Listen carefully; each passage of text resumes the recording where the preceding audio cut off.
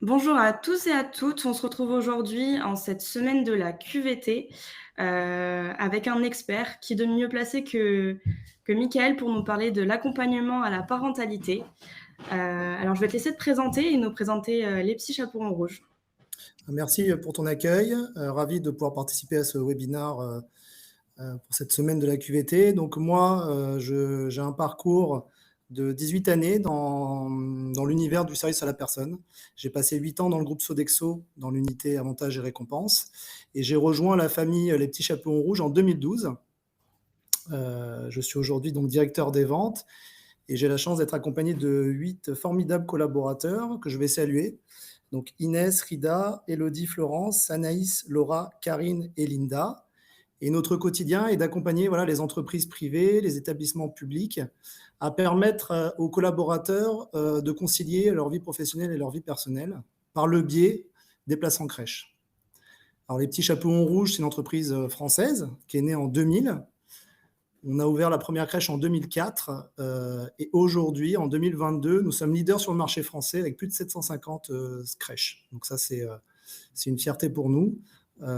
Et donc notre quotidien, c'est de pouvoir rencontrer les entreprises, les collectivités, de permettre de nouvelles ouvertures. On est sur une trentaine d'ouvertures par an. Très bien.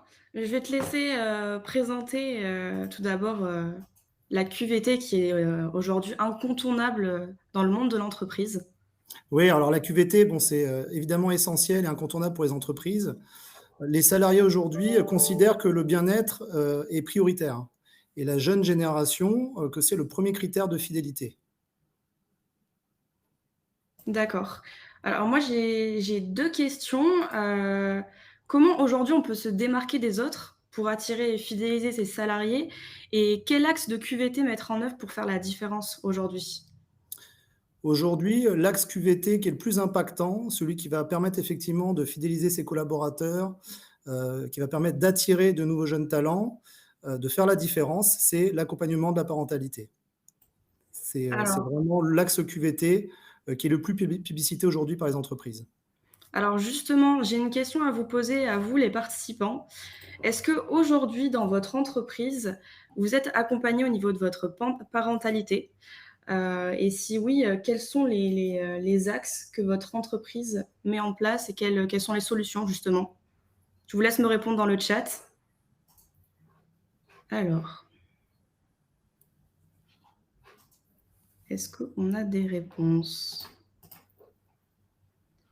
Est-ce qu'aujourd'hui, votre entreprise, vous accompagne au niveau de la parentalité?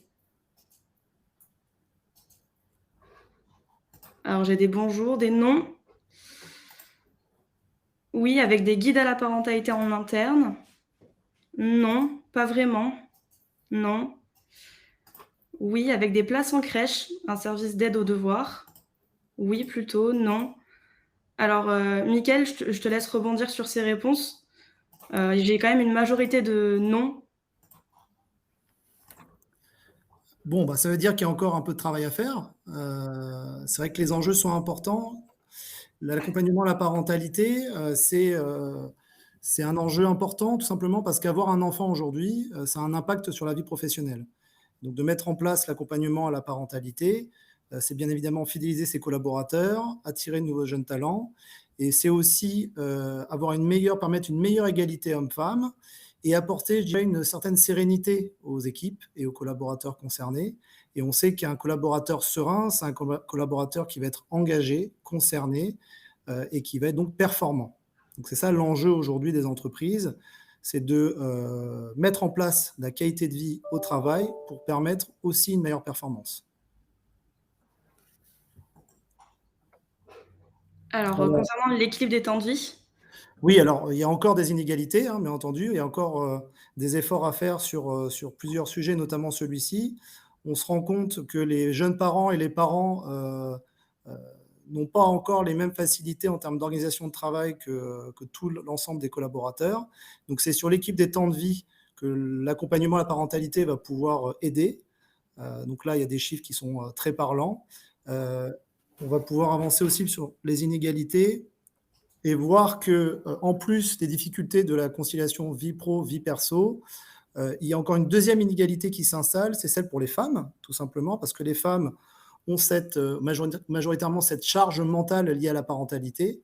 Et donc, c'est cette double inégalité sur lesquelles il faut travailler aujourd'hui. C'est pour ça qu'on met en place des accompagnements à la parentalité pour avoir un meilleur équilibre entre les parents et tous les autres collaborateurs.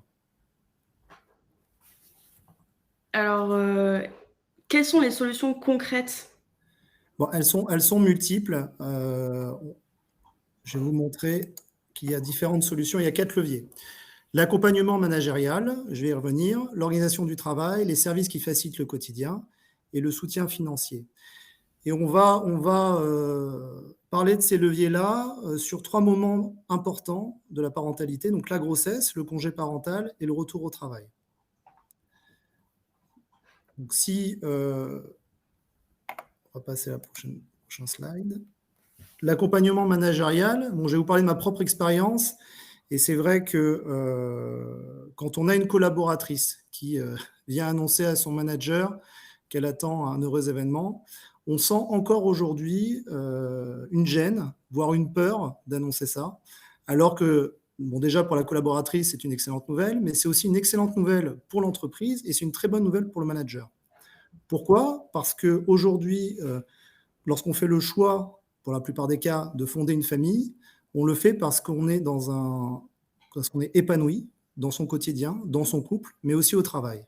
Et être épanoui au travail, ça veut dire que le manager a fait son job, ça veut dire que le collaborateur va être performant, et c'est pour ça qu'il faut prendre ça de manière positive. Et c'est ça la bienveillance qu'on doit attendre aujourd'hui des managers, c'est d'accompagner les collaboratrices enceintes.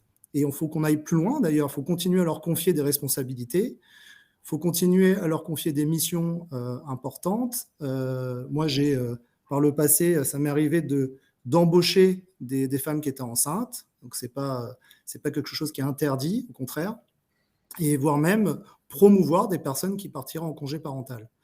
Donc l'accompagnement managérial, il se place à ce niveau-là. Ce qui est important aussi, c'est de garder du lien. On parle du retour au travail, et c'est important d'impliquer, je pense, la collaboratrice enceinte, c'est de l'impliquer dans l'organisation qui sera à mettre en place pendant son absence, de l'impliquer aussi dans l'organisation qu'on mettra en place à son retour, et c'est ça qui va faciliter le retour au travail. Donc de l'impliquer, et je dirais aussi, le rôle aujourd'hui du manager, c'est de garder du lien avec ses équipes, avec toutes ses équipes. Être en congé parental, ce n'est pas un arrêt maladie, hein, donc très souvent, ils sont en demande de garder ce lien, et donc pourquoi pas de continuer à envoyer des informations concernant le marché, concernant le groupe, concernant l'entreprise, l'équipe, et de garder ce lien avec la collaboratrice en congé parental va faciliter aussi son retour. D'accord.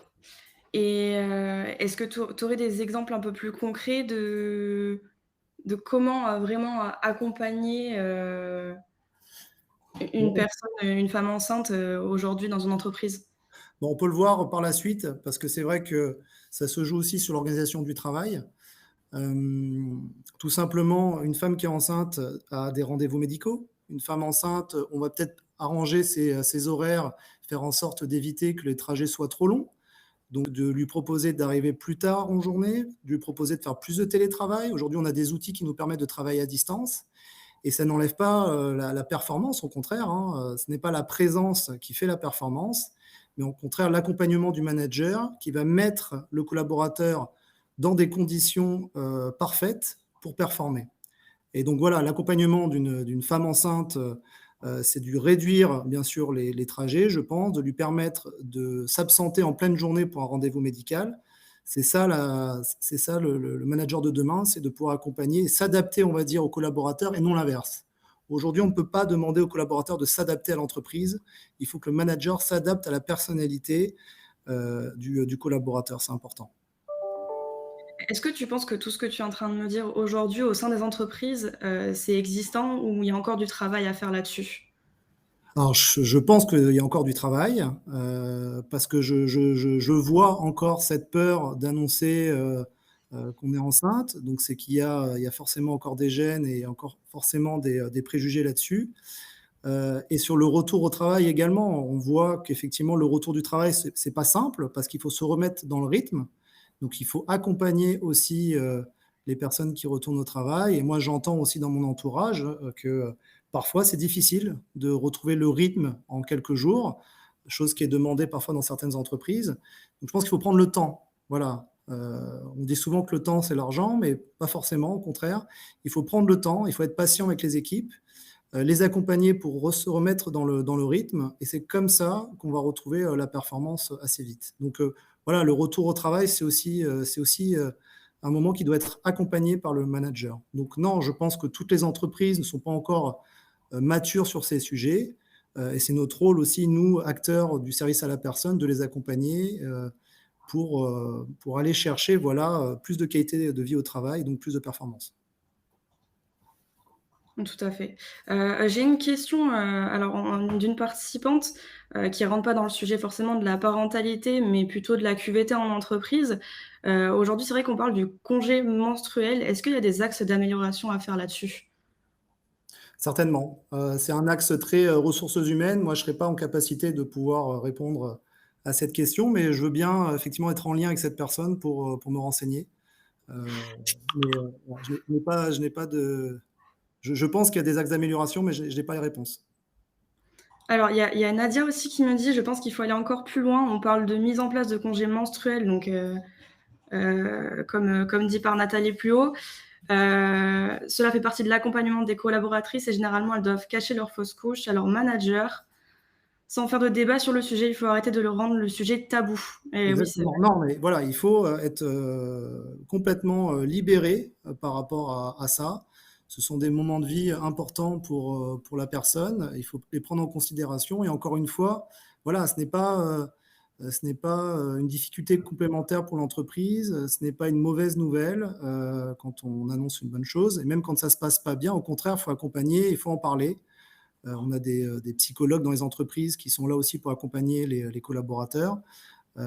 Voilà, il faut libérer les paroles, et pas être, gêné d'en discuter avec son manager. C'est notre rôle aussi d'accompagner sur des sujets un peu plus personnels. Heu, donc c'est pas forcément, lié à la grossesse, ça peut être d'autres sujets, familiaux, mais c'est notre rôle d'accompagner, les collaborateurs, lorsqu'ils passent des moments difficiles. Oui. À prendre en considération. On ne peut pas tout mettre de côté. C'est vrai que très souvent on dit, on laisse le perso à la maison, mais c'est, plus facile à dire qu'à faire. C'est à prendre en considération sans bien sûr entrer dans l'intimité, des gens, des uns et des autres. Mais si, la personne a besoin d'en parler, il faut qu'on soit à l'écoute, il faut qu'on s'adapte à cette situation. J'ai une autre question d'une participante. Elle me demande comment préserver la confidentialité dans ces cas-là? Bah, déjà, tout ce qui doit être, toute la communication qu'il y a entre un manager et un collaborateur doit être confidentielle. Après, la personne peut s'assurer d'en discuter avec une personne des ressources humaines pour s'assurer que, la communication sera, gardée, secrète. Mais voilà, je pense que le lien de confiance que crée le manager avec ses équipes, c'est ce lien de confiance qui permet aussi de voilà, d'avoir la parole libre et d'avoir des confidences, d'avoir des choses qui veulent, enfin que les collaborateurs souhaitent rester, heu, de l'ordre du personnel. Donc voilà, c'est ce lien de confiance aussi qui permet tout ça. Si la personne n'est pas à l'aise d'en parler à son responsable, auquel cas je pense qu'un rendez-vous avec, sa DRH, c'est ce qu'il y a le mieux à faire. Et est-ce qu'aujourd'hui, on conseille aux entreprises de définir un référent parentalité pour ces sujets? Ouais, je pense que c'est une bonne chose. Ça peut être effectivement, quelque chose qui peut être mis en place. Je pense que c'est une très bonne idée, oui. D'accord. On a très souvent d'ailleurs, dans notre métier, notre quotidien, on a des référents, hein, qui, pilotent ces sujets. Dans le métier, de l'accompagnement à la parentalité, les personnes qui sont nos interlocuteurs privilégiés, bon, très souvent, elles dépendent des ressources humaines, mais elles ont cette casquette de piloter les sujets de égalité homme-femme, les sujets de, qualité de vie au travail et de parentalité. Il y a de plus en plus de postes d'ailleurs, alors peut-être plus dans les grands groupes, qui sont, exclusivement liés à ça. Après, il faut que ça se développe aussi dans toutes les entreprises. Moi, je suis tout à fait d'accord. J'ai, Virginie qui nous fait part de son avis là-dessus. Elle nous dit que son retour au travail était en revanche plus compliqué, car, besoin de reconfirmer sa place vis-à-vis de la direction et des équipes. Ça ne devrait pas être le cas. Ça ne devrait pas être le cas. Comme je vous l'ai dit, une personne qui part en congé maternité, ça s'accompagne. Donc, lorsque vous organisez le remplacement, il faut que ça soit du remplacement à court terme. Une personne qui part en congé mat, elle revient travailler, donc il faut le prendre en compte. Il faut prendre en compte dans l'organisation des équipes. Alors, soit on s'appuie sur des personnes qui sont présentes en leur donnant un peu plus de charge de travail pendant les quelques mois où la personne est absente, soit on peut recruter. Aujourd'hui, il existe des contrats CDD, des contrats courts, et on peut s'appuyer là-dessus pour permettre cela. Moi, j'ai l'expérience d'avoir effectivement remplacé une collaboratrice pendant son congé maternité. La personne qui a remplacé a fait un travail excellent. Du coup, j'ai prolongé le contrat de sa remplaçante et maintenant, elle travaille en binôme. Vous voyez, ça, c'est un très bon exemple. D'accord, et on n'a pas parlé du dernier levier, des services qui facilitent, le quotidien. C'est ce qui nous concerne, nous, les petits chapeaux rouges en premier lieu, effectivement, puisqu'on propose ce service qui est le plus demandé dans les entreprises, donc les solutions de place en crèche. Pourquoi? Parce que ça va permettre un retour au travail plus facile. C'est un élément RH aujourd'hui qui est essentiel pour fidéliser et attirer des nouveaux jeunes talents. Et puis voilà, aujourd'hui, des jeunes parents, leur première inquiétude, c'est de savoir comment ils vont faire garder leur enfant à la reprise du travail. Nous, on le sent bien puisque quotidiennement, on les a au téléphone. Et on les rassure par rapport à ça avec des solutions qui se présentent comme de l'accueil régulier, occasionnel ou d'urgence. Et puis il y a d'autres services que l'on peut mettre à disposition aussi des parents, puisqu'il y a d'autres difficultés qui peuvent se présenter, comme l'accompagnement au devoir quand on est dans une famille avec un couple biactif qui rentre tard le soir. On n'a pas forcément le temps d'accompagner l'enfant sur les devoirs. Donc il y a des services qui existent là-dessus, conciergerie, la garde à domicile. Et la crèche, c'est vraiment le premier levier d'aide à la parentalité aujourd'hui dans les entreprises. Après, voilà, il y a encore des entreprises qui sont pas encore matures sur le sujet. C'est le travail qu'on fait avec nos équipes, de les rencontrer et de leur montrer qu'il y a un réel intérêt de mettre ça en place. Alors, j'ai une question d'une participante qui me dit que, toutes les femmes que je connais, reconnaissent avoir perdu des compétences cognitives suite à leur grossesse.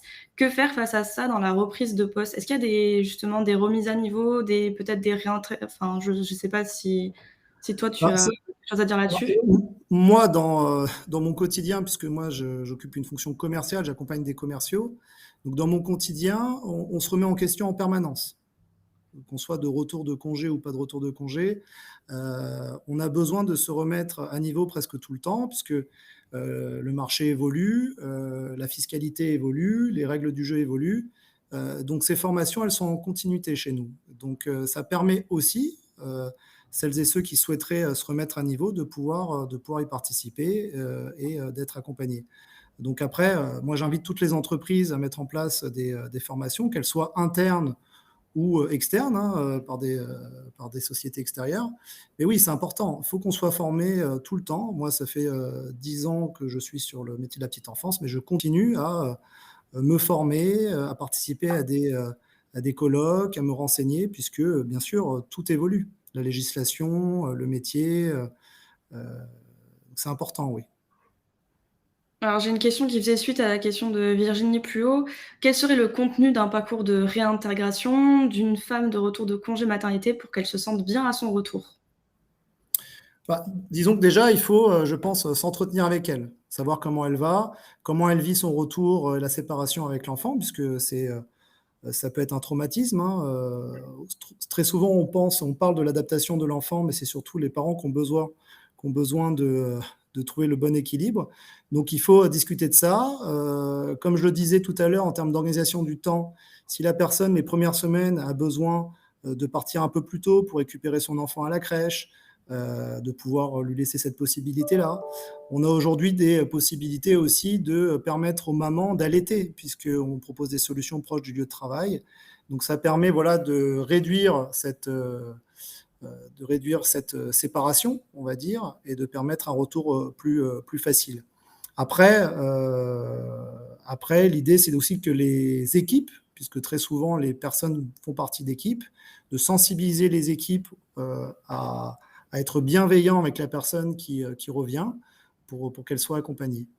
Donc je dirais que c'est qu'une question de volonté, hein. Alors, j'ai d'autres questions, mais elles concernent plus précisément la réservation de places en crèche, donc on va y revenir un peu plus tard. Il reste un dernier levier, c'est le soutien financier. Oui, alors là, ils sont multiples, hein, donc les primes à la naissance, les chèques cadeaux. Moi, j'ai évolué dans cet univers-là, donc c'est important de pouvoir proposer ce type de solution. Souvent, ça passe par les CSE. Le CESU aussi pour financer les services, puisque c'est un moyen de paiement qui peut permettre de payer par exemple sa place en crèche.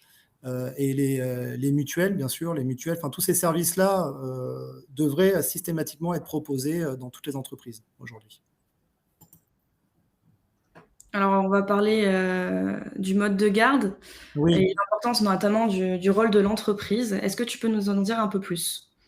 je pense qu'aujourd'hui, nous, les acteurs du privé, des acteurs de crèches privées, alors même si effectivement on nous confie la délégation de crèches aussi publiques, on a un vrai rôle sociétal. On se rend compte, vous voyez, avec le chiffre qu'on voit là-dessus, que 50% des parents n'auraient pas obtenu de place en crèche sans leur employeur ou celui de leur conjoint. Donc on est encore aujourd'hui dans une réelle difficulté de pouvoir accompagner tous les parents qui souhaitent une place en crèche. Et par le biais de son entreprise, heureusement, on arrive à solutionner ça. Donc on a un rôle à jouer, puisqu'aujourd'hui on accueille près de 30 000 enfants dans nos structures, et sur 3 ans. Donc c'est important pour un parent, puisqu'il va nous confier son enfant, alors ça va de 2 mois et demi jusqu'à l'entrée en maternelle. Mais pendant toute cette période-là, on nous confie ce qu'il y a de plus précieux pour les collaborateurs des entreprises. Et donc, on a une vraie responsabilité, tout acteur confondu. Alors, j'ai une question de Fanny qui me demande comment organiser ces services de réservation de crèche niveau logistique, puisque les salariés n'habitent pas tous au même endroit. Oui, alors c'est vrai il y a 10 ans de cela, on avait plutôt des crèches proches des lieux de travail, dans des zones d'activité, des zones industrielles. Et puis on s'est rendu compte que pour faciliter les parents, il fallait plutôt des solutions proches du lieu d'habitation. Donc on s'est plutôt orienté sur des cœurs de ville. Et là, on a donc assez de solutions pour accompagner l'ensemble des familles proches de leur lieu d'habitation. Donc ça veut dire que ça permet effectivement à l'un des deux parents de pouvoir gérer le matin ou le soir. Donc la logistique, elle est simple, c'est d'identifier les structures qui sont présentes autour de chez soi, et ensuite de mettre en place un partenariat avec le gestionnaire. Et du coup, quels sont les bénéfices de la réservation de places en crèche? On revient sur ce qu'on disait tout à l'heure sur les bénéfices globalement de l'accompagnement à la parentalité, c'est-à-dire que pour l'employeur, pour l'entreprise, donc déjà, ça valorise l'image, donc ça va permettre de fidéliser et d'attirer des nouveaux jeunes talents. Meilleure conciliation vie professionnelle et personnelle, c'est une évidence, avec un retour plus serein au travail et un retour accéléré, moins d'absentéisme et des conditions de travail un peu plus égalitaires entre les femmes et les hommes. Donc en fait, ça englobe tous les aspects de l'accompagnement à la parentalité qu'on a vu tout à l'heure. Donc c'est vraiment le service plus à mettre en place dans les entreprises aujourd'hui. Et les avantages de la crèche privée, du coup? Bah, les avantages, alors aujourd'hui, ce qu'il faut savoir, c'est que pour un parent, en termes de coûts, on est sur le même modèle que les crèches municipales. Donc ça va dépendre, bien entendu, du revenu du foyer et du nombre d'enfants à charge. Donc ça, c'est un vrai plus. Et puis grâce à son employeur, se garantir la place jusqu'à l'école. Donc généralement, en moyenne, on est sur un accueil de 3 ans. Et pendant ces 3 années, le parent est serein en termes de solutions d'accueil pour son enfant. L'avantage aussi, quand on a un réseau comme le nôtre avec 750 crèches, c'est qu'on peut accompagner aussi les familles lorsqu'il y a des mutations, des déménagements. Donc on va accompagner la famille et sur l'établissement donc, futur, proche du lieu d'habitation futur de la famille. Et puis après, il y a aussi plusieurs choses. On est peut-être un peu plus souple en termes d'accueil d'enfants qui seraient un peu malades. Si vous avez un enfant qui a un petit peu de fièvre, on va appeler la famille pour informer bien entendu que l'enfant a un peu de fièvre, mais si il est bien en collectivité, on pourra demander à la famille de venir le récupérer après le travail. Et inversement, si l'enfant ne se sent pas bien en collectivité, mais qu'il n'a pas de fièvre, on va quand même appeler la famille pour venir le chercher. Donc on va essayer de faire du sur-mesure avec les familles. Et les rythmes d'accueil sont multiples, hein. On peut proposer de l'accueil régulier toute l'année, plusieurs jours par semaine, comme sur des accueils occasionnels et d'urgence. Donc l'occasionnel, c'est anticipé par la famille, mais ça ne va pas être régulier. Ça va être quelques jours dans le mois, ça va être quelques mercredis, ça va être une quinzaine de jours d'affilée. Et l'urgence, mais c'est quand c'est pas anticipé. Vous avez la nounou qui vous fait défaut, et du jour au lendemain, vous pouvez contacter une crèche, le petit chapeau rouge, et y faire accueillir votre enfant. Donc ça, ce sont tous les avantages qu'on propose effectivement aux entreprises avec lesquelles on travaille. Alors, j'ai une question plus technique de Benoît qui demande: je prends 10 places en crèche en tant qu'employeur et j'ai 12 demandes internes. Comment on fait à ce moment-là? Alors, déjà, c'est une bonne chose s'il y a autant de demandes. Il faut savoir déjà que sur une place en crèche, vous pouvez avoir deux familles. Si vous avez une famille qui a un besoin de 3 jours et une famille qui a un besoin de 2 jours, vous avez une place, mais vous accompagnez deux familles. Ensuite, on va mettre en place ce que mettent en place d'ailleurs les communes, ce sont des critères d'attribution. Des critères d'attribution, on va aller privilégier peut-être la famille monoparentale, la famille dont l'enfant est en situation de handicap, et grâce à ces critères, communiquer sur le fonctionnement d'attribution des places. Et les deux familles qui ne seraient pas accompagnées, on n'aurait pas la possibilité d'accompagner, les mettre sur liste d'attente. Et puis, dès qu'une place se libère, on appelle la famille suivante pour l'accompagner. Donc, en fait, c'est très simple. Il suffit de bien communiquer sur le fonctionnement des critères d'attribution. Est-ce qu'aujourd'hui, tu aides tout type de structure, de la petite entreprise à la Oui, grande? on accompagne tout type de structure. On accompagne des professions libérales, on accompagne des artisans, des commerçants. Nous accompagnons des TPE, des ETI et bien entendu des groupes du CAC 40. Nous accompagnons tout type d'entreprise et on va s'adapter au contexte et à l'organisation du groupe et de l'entreprise avec qui on va travailler. J'ai une autre question. Comment ça fonctionne? C'est-à-dire que les entreprises viennent te voir directement en demandant des places en crèche. Est-ce que la place, elle est valable, c'est-à-dire 1 an, ou ils peuvent l'avoir quelques jours? Alors, Comment Quel est le fonctionnement? les entreprises viennent nous voir. On a aussi des équipes qui viennent voir les entreprises pour leur parler de la solution de place en crèche. Et la place en crèche, généralement, la réservation dure 3 ans, puisqu'un enfant va rester 3 ans en crèche. Donc de l'arrivée, alors on attend les 2 mois et demi, hein, c'est 10 semaines pour pouvoir démarrer un accueil en crèche en France, et jusqu'à l'âge de 3 ans, et ensuite l'enfant démarre à la maternelle. Donc lorsque vous réservez une place, vous avez un prix pour chaque année, mais ça dure 3 ans. Voilà. Le contrat dure 3 ans, mais vous payez chaque année la place en crèche. Quand je dis vous, les entreprises. Même chose pour Justement, en parlant de frais, on me demande quels sont les frais niveau employeur. Est-ce que ça dépend du temps de fréquentation de l'enfant ou pas du tout? C'est le même. Alors, il y a plusieurs paramètres. Bon, déjà, vous avez 2 contrats. Il y a un contrat entre l'employeur et le gestionnaire de crèche pour mettre à disposition la place. Et puis, il y a un contrat entre le parent et la crèche, comme en crèche municipale. D'accord ? Et ça va dépendre de plein de choses. Ça va dépendre de la situation géographique, du coût de l'immobilier. Ça va dépendre du nombre de places réservées par l'entreprise. Et ça va dépendre aussi du temps de réservation de la place. Donc, ce serait compliqué de donner des tarifs pour chacun des exemples. Mais grosso modo, si je peux vous donner quelques renseignements, en sachant qu'il y a des aides du gouvernement pour les entreprises qui sont fiscalisées en France et qui sont constituées de collaborateurs. Donc après ces aides-là, au final, pour une entreprise, on va dire en région parisienne, là où les coûts immobiliers sont les plus élevés, on est sur un coût de 400, 450 euros par mois pour l'entreprise. Par personne? Par berceau. D'accord. Et est-ce que j'ai une question de Nadia qui me demande: est-ce qu'il y a des études réalisées sur la baisse de l'absentéisme grâce à ces différents dispositifs? Oui, il y a des études. L'Observatoire de la parentalité qui a travaillé là-dessus avec différentes entreprises et on se rend compte effectivement que de mettre en place la solution de place en crèche a un vrai retour sur investissement pour les entreprises. Pourquoi? Parce qu'il y a une réduction de l'absentéisme, donc une meilleure productivité, donc un retour sur investissement concret.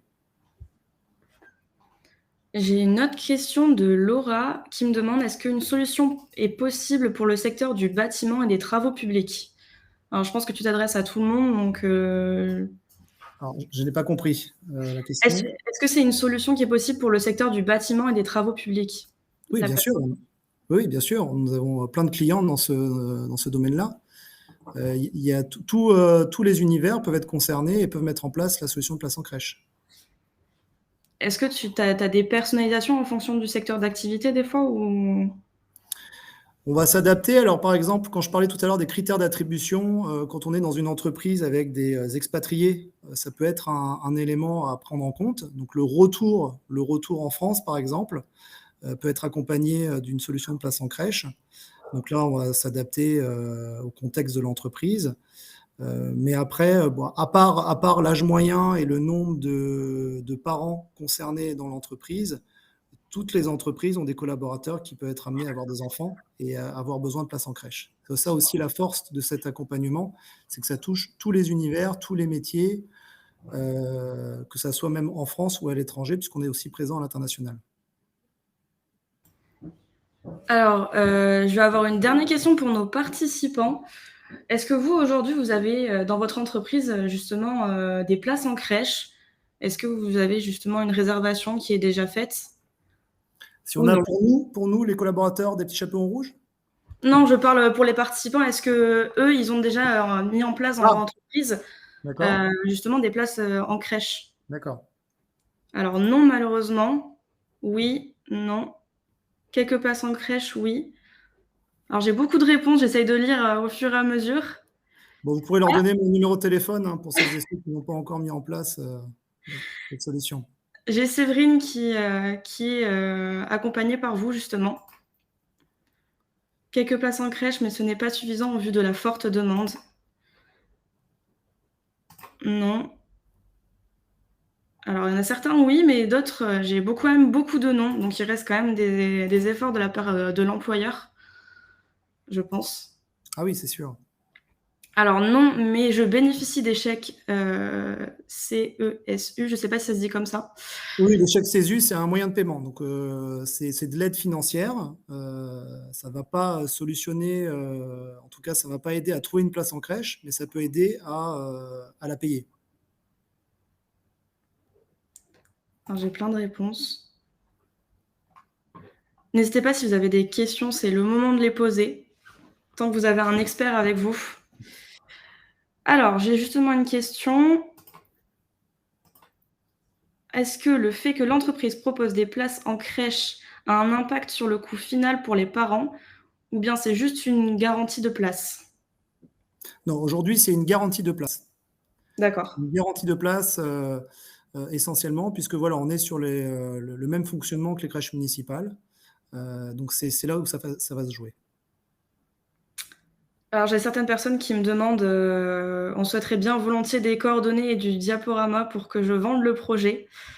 Bon, ça fait Bah plaisir. oui, je compte sur vous parce qu'effectivement, nos premiers, heu, nos premiers relais sont les parents, hein, bien entendu, les parents qui nous sollicitent et qui ont besoin de place et c'est grâce à eux aussi qu'on peut être en lien après avec la direction des ressources humaines. Donc j'invite effectivement les parents qui sont connectés, à aller voir leur direction des ressources humaines, à parler de ce super service et nous derrière, on sera, bien entendu, disponibles et ravis de pouvoir, rencontrer, les entreprises.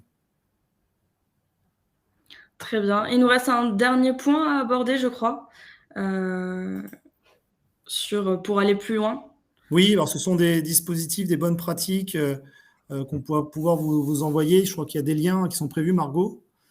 Alors oui, si je dis pas de bêtises, Chloé va vous les mettre dans le chat à Donc, la fin il y a du des webinaire. témoignages qui sont hyper intéressants de clients, d'entreprises qui ont mis en place cette solution-là.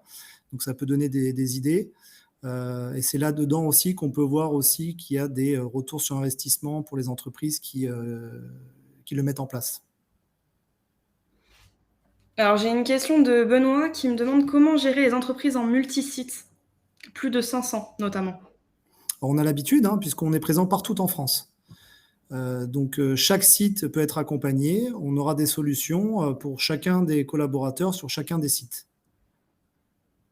Alors, je vois que Chloé vous a partagé le guide de la parentalité en entreprise, notamment aussi la charte de la parentalité et le Parental Challenge. Donc, si vous voulez y jeter un œil, n'hésitez pas, les liens sont sur le chat. Je vous laisse aller les consulter. Nous sommes encore disponibles quelques minutes si vous avez des questions.